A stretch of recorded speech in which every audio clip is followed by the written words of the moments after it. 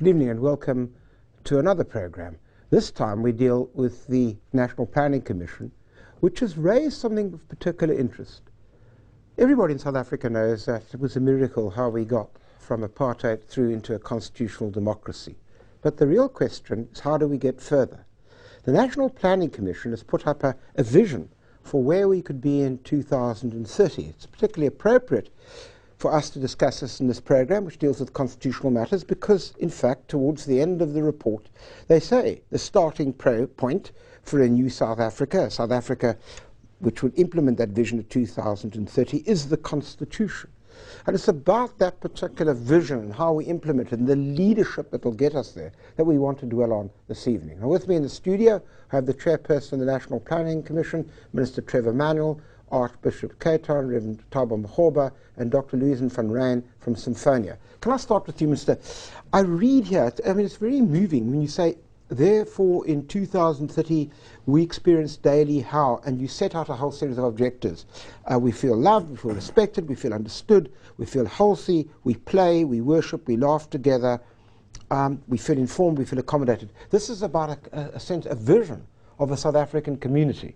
And I really, maybe not me, because I try to be optimistic, but I would reckon that people watching this program would say, well, that's not where we are today. There's far too much anger, too much division, too much resentment, too much non-redress of our historical past. How do we get there? Well, I may be wrong about that, and you're perfectly welcome to tell me that, but that's my sense of that if I listen to talk shows, listen to people. You know, when we were involved in the transition, many people thought that the values that we have in the Constitution, take the preamble and take the Bill of Rights, that would have been unattainable given where the country was. Now, when we crafted the National Development Plan, we asked two writers, Njabula Ndebele and Anki Kroh, to step out of the day-to-day decisions and the myriad of issues and begin to answer where we might be. And they've done this wonderful exercise, which is kind of projecting into the future. And it's a kind of touchstone, because the question is, are we capable of being that nation? And in reading the text as you do, there's that sense. And if you fervently appreciate the fact that we can get there, the question is how and what we have to give up. Yes. And so the issues in the plan are about what we give up, and then I think the question is what impels all of us as a nation to get there, because it's not going to automate.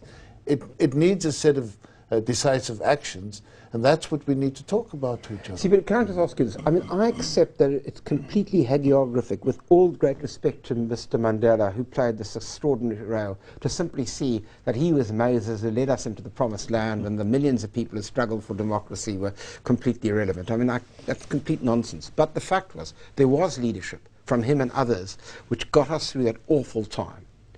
And, I mean, clearly, we need that again, surely. I think you need it, not again, but you need it continuously. Okay, good point. And I want to make the point that leadership is actually different from authority. It's not a position you occupy, it's behavior. And you can look at Madiba and his influence over people. I was saying to the Archbishop that Madiba used to say to somebody like myself, boy, you're thinking with your blood, not your brain. And it's very important, because you know, the ability of leaders is the ability to influence, to persuade, to correct. And you know, all of these things happened long before he became President of the Republic. In fact, much of what it did on the island and persuaded other people coming through the system was not when he was even President of the ANC. And so it's focusing on behavior and the ability to influence. And the more people think of a kind of big man notion of leadership, the less people see themselves in the equation. And that, I think, is what we need to talk about. Archbishop, can I ask you that? Well, let me start again where I started with Mr. I take his point. I mean, you obviously, you know, lead a significant percentage of a religious community. Now, you must, your own flock, must express anger, frustration, despair from time to time. Or am I wrong about that? Should I be, I mean, in other words, is there a greater sense of optimism at present? Because there sure as goodness is if we get to where they suggest that's the National Planning Commission by 2030. Yes. I think there are different stages in this sea of arriving at 2030, and some are quite excited about the pockets of excellence that are being achieved. Where my home is in Pimville, and so we never used to have a tarred road. So there is a tarred road. So there is a degree of excitement. But there are places like where I worked in the Eastern Cape, where I'm still very concerned about the mud schools and some of the challenges there. So there's a wealth of emotions around the issues in South Africa. But you're right, like the Minister said, we need bold, courageous leadership that will not be really trapped with some of these issues that are on the surface, but will go down deep into what really matters for South Africans. But I'm sorry to be biblical for a moment. I tread cautiously. It's not Moses then in the form of Mr. Mandela. In fact, what the minister's saying is that somehow this empowers people. It's a broader leadership we're talking about. I think you're right. Perhaps we should look at moral leadership. And I know when I say moral leadership, people go back to the Bible and look at the Old Testament and just recite those thou shalt do this or not. But I'm talking about a value-laden leadership that has a sense of urgency and a sense of what is right or wrong. A leadership that will say we need to serve rather than to empower our own pockets, so to speak. All right. Well, I'll come back to that. I need to take a break and then we'll be back.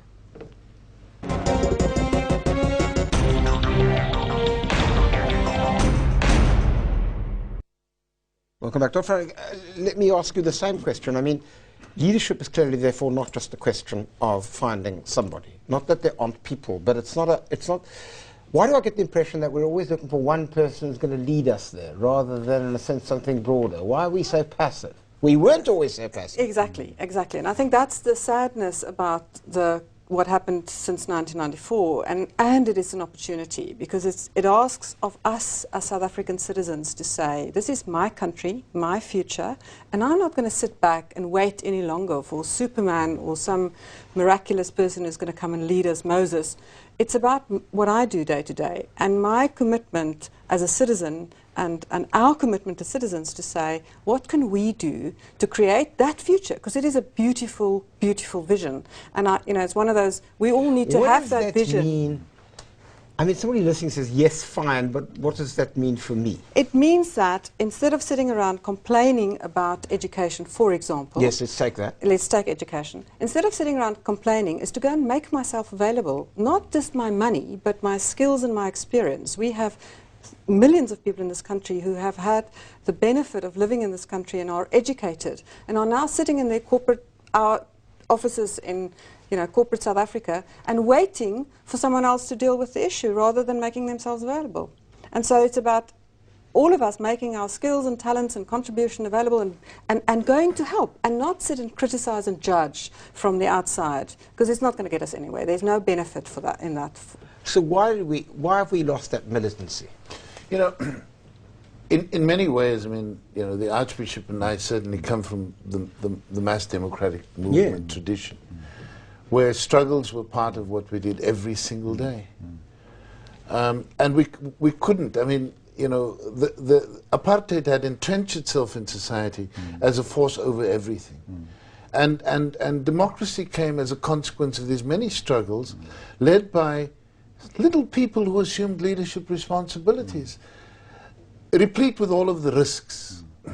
And then when democracy came and we elected people to go and sit in parliament, there was a sense of, well, it's over, we can outsource our responsibilities.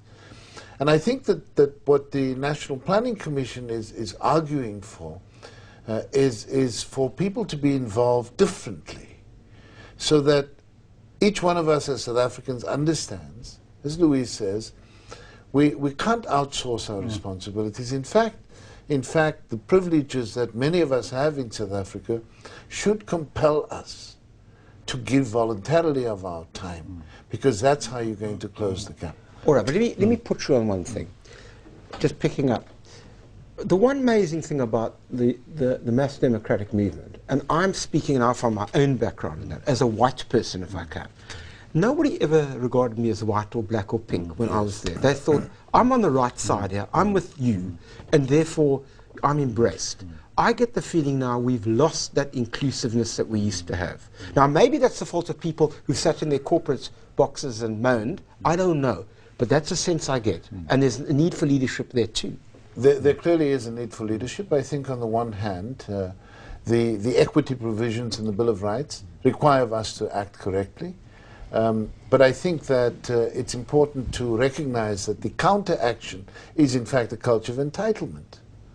And it's, you see, it's about values, and the Archbishop is correct. It's about values and values and ethical standards that drive leaders. If apartheid, you know, apartheid wasn't wrong because it was white people doing it to us. Apartheid was wrong because the values were wrong. Yeah. And so you can't supplant one group of people with another.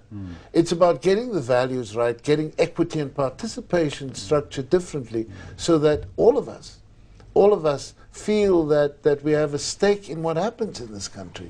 And that's, I think, the shift that's missing here. Yes, sir, please. And I think that the critical thing is that many people who who've felt excluded from the process need to be invited back in. So that's the leadership role, is to create that invitation.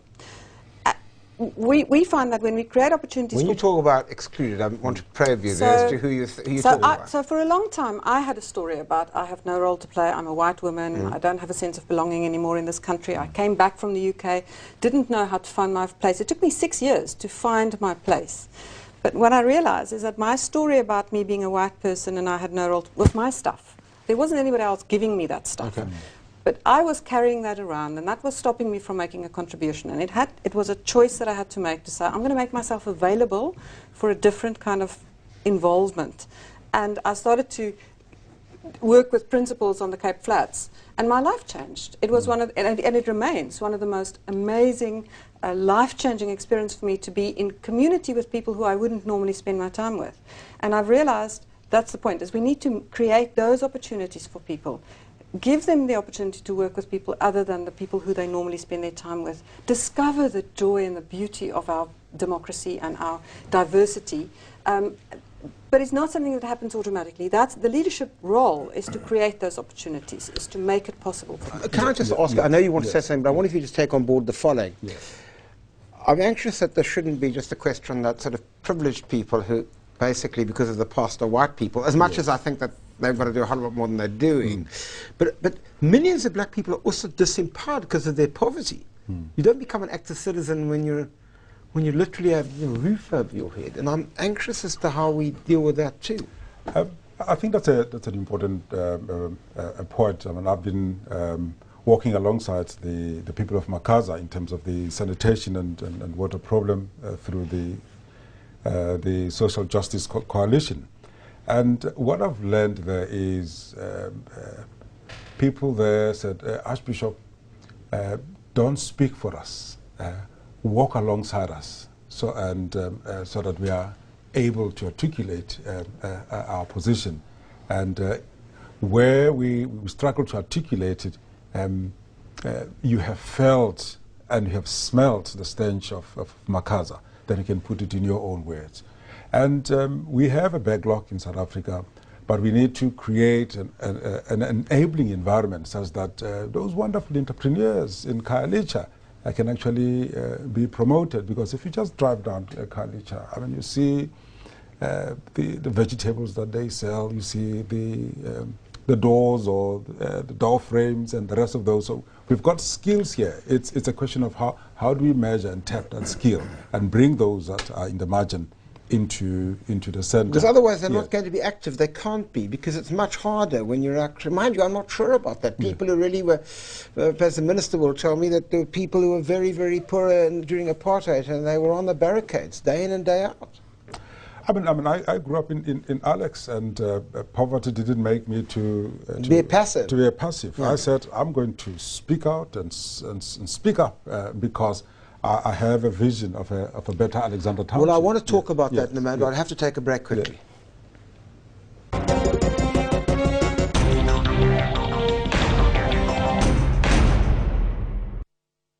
Minister, I wonder if I could put something to you in relation to the vision that you set out when you talk about your report talks about a sense of inclusiveness that touches all South Africans, including the poor, increased interaction between South Africans from different social and racial groups, mobilised active and responsible citizenry, broad-based knowledge and support for a set of values, particularly the inclusiveness part.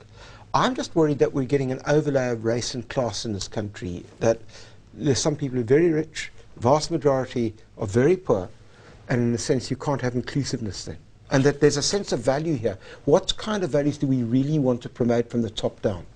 I think that in many ways values are shared, and values have to come from leadership, and they're about ethical values. They're about the sense that leadership, people who rise through the ranks, actually don't get caught up in corruption and bad practices, so that everybody understands that whilst even if there's material difference between one and the other, we're working together to ensure that those gaps are not large gaps. They're very difficult to manage everywhere in the world right now, but I think the Chinese talk about the need to construct a harmonious society. What are the elements of harmony that we need in South Africa? And they go back to the values that ought to define us, and our values are about interrelationship and mutual respect.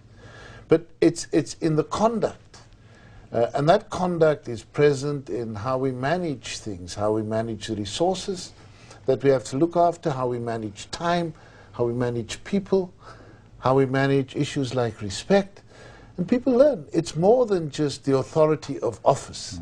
So I'm saying it's behavior, and that those interactions are shaped by the way in which we conduct So I can't ourselves. help but ask you this. I mean, people watching this program will say, yeah, absolutely right. And that, why do we open up our newspapers every day and hear more stories about corruption? They may be true, they may not be true, but it seems to be crowding out this kind of debate.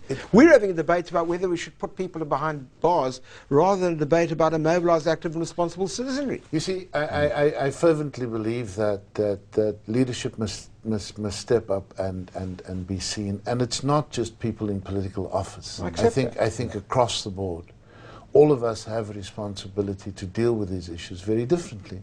And we who hold political office must understand that we don't have an exclusive preserve.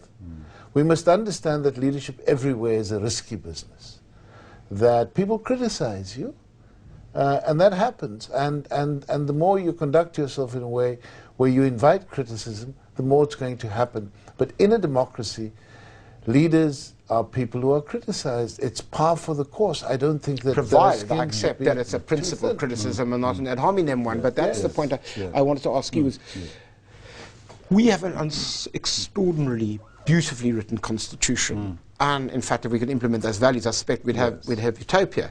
The real question is, how do we assimilate those? In other words, how does that get internalized in our society, the leaders downwards? Yes, I mean, one of the beautiful... I mean, you know precisely what I'm talking about. Every day you open up your newspapers and that's all we hear. Exactly. I mean, I was pained, reduced to tears, with this recent rape of the rape, exactly. Of a child who's learning disabled. Not sort of physically disabled, but equally it's when powerful people who are tried for corruption, and then the next thing, then the charges are dropped, and then life continues. So that creates a lot of tension. But I mean, I want to go back to the recommendation that the National Planning Commission has made on page 436, saying 436, that quoting the preamble, that maybe we should encourage every child at school to learn the preamble off by heart. And I've got a copy here, but each time when I read that preamble, I think there's a lot here, that resonates with people of faith and people of no faith. And if we could start there at schools and say, know your preamble, so that if any South African child says, I pledge the preamble, and then they can start living it and say, now what do you mean addressing the injustice of the past? What are some of the injustices in your own context, and how can you deal with those? And maybe just working through that And it could lay a wonderful foundation for South Africa. Well, it's true, because if you look at the United States of America with all its faults, Yes. kids there know their Bill of Rights. Exactly. They really Exactly. do. Exactly. Can I just ask you this? There's a culture, I think, of mean-spiritedness in our country to this day, which has not embraced part of the issues that they talk about, redressing the past, acquiring a whole range of issues, which essentially means looking at our history realistically and realizing we have to address that. I still get a sense that there's a mean-spiritedness. So the key thing here is, if we're going to make that 2030 vision real, we have to be clear around what is our theory of change around making that happen. So tell me, what is yours? And so one of the ideas here is, if this is the world that we want, and it's so beautifully presented here, then that's where we need to focus our attention on, because we know that the human behavior goes where we focus our attention. Now, if we focus our attention in the way that we currently do around the things that are wrong and about the crime, and that's all the media talks about, and that's all we find ourselves being confronted with all the time, that's where our focus of our attention goes. That's what we create more of. And so the invitation here, how do you change that? We start to have more conversations around the country around this vision. We convene more that's the leadership job, is to convene the gatherings and say, if this is what we want to create, what can you do? What can you do? What are you going to do today to make that happen? But we're not having that conversation. I accept we keep talking about what's wrong in our country today and how it's so horrible and how we're also ashamed of the rape video. Well, let's stop talking about the rape video. Let's talk about what is it that we want to have in the future. Can I ask you, are we having conversations in the rural areas and other areas about your planning commission? Are people getting together and doing what you guys used to do in the UDF days and the old days, mobilizing? In many respects, I think we are getting there. I was very impressed at the ZCC when Bishop Lechanyane based his sermon and commended Vision 2030 to that large congregation, and those are amongst the poorest South Africans. I'm encouraged because the message is getting through in the languages that people speak. And whether we have the ability to collect the views back is a big challenge, but it's a mobilization. The big issue, and I want to attach myself to what Louise was just saying. You see, apart from just bad news, one of the difficulties is, in the absence of the sense of accountability to each other, demagoguery thrives. Yeah. And one of the big problems, you know, I speak to people who occupy office in organizations, and they will explain to me how difficult it is and ask one to raise issues. But what they lack is the ability to face sometimes angry people and break the bad news to them. And I think that's such a fundamentally important part of leadership. And you can look at how things spin out of control. I mean, and sometimes it's just very poor management. Two very topical issues now would be the Protection of State Information Bill and how to deal with the user pay principles for the users of freeways. I'd love to talk about that. I'm running out of time, Minister, so I'm going to have to leave it there with you. I'm saying demagoguery thrives. I agree with that. I just want to, I mean, let me pick up, by way of conclusion, something that the Minister said whilst we were in the break, which was picked up by Louise as well. If we just look at what, in fact, this National Planning Commission is talking about, it says, who are we? We are Africans. We're an African country. We're part of our multinational region. We are an essential part of the continent. We're Africans. How do we become Africans of an inclusive kind? That's what they're asking us to do. And the panelists are right. It's about time that the media, right across this country, and I issue it as a challenge, let's stop talking necessarily about all the stuff that just creates demagoguery, and let's start talking about how do we implement this vision. Because frankly, if we can implement this vision of 2030, we won't have to talk about all that nonsense, because we'll have the kind of society encapsulated here. How do we get there? Read this report. You may well discover that it has much to say for implementing the kind of vision which is contained in our Constitution. Good night. Thank you. Thank you.